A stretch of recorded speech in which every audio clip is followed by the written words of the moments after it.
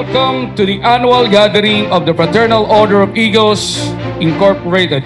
How good and pleasant it is to see so many of our fraternal brothers and sisters coming from different regions to celebrate with us this momentous event that also coincides with the historical signing of our new Constitution, the Philippine Eagles Constitution of 2024.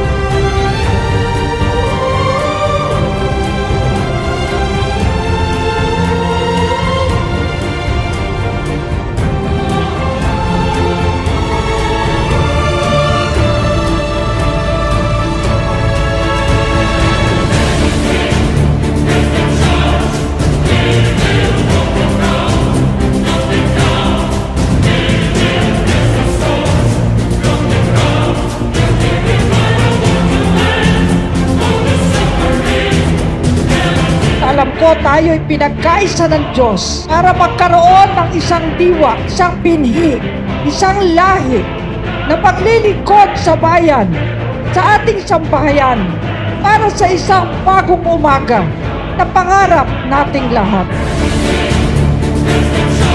Ang konstitusyon pong ito ay hindi sa amin, kundi sa ating lahat. So let this Constitution be our compass, a guide through challenges, beacon in the darkest nights. As we sign, remember that these words are not mere ink, they are our pact with destiny. May this Constitution empower us to soar higher, serve selflessly, and leave an indelible mark on the tapestry of time. It is a reflection of our shared dreams and aspiration for the future. Kaisa tayo sa isang layunin, ang tumulong sa mga kapwa nating nangangailangan ng ating tulong.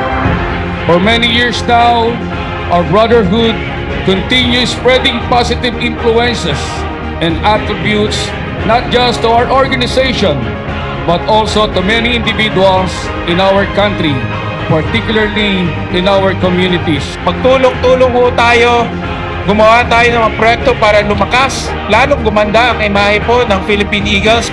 Gumawa pa ho tayo ng proyekto para makilala ho tayo na ang grupo ho natin, hindi lang sa isa sa pinakamalaking grupo, pero ang grupo nagmamahal po sa bansang Pilipinas. Tayo ring lahat na Pilipino ang siyang aangat ng ating bayan. Nagkaisa tayo for the betterment of the Fraternal Order of Philippine Eagles, for the betterment of our country and the Filipino people.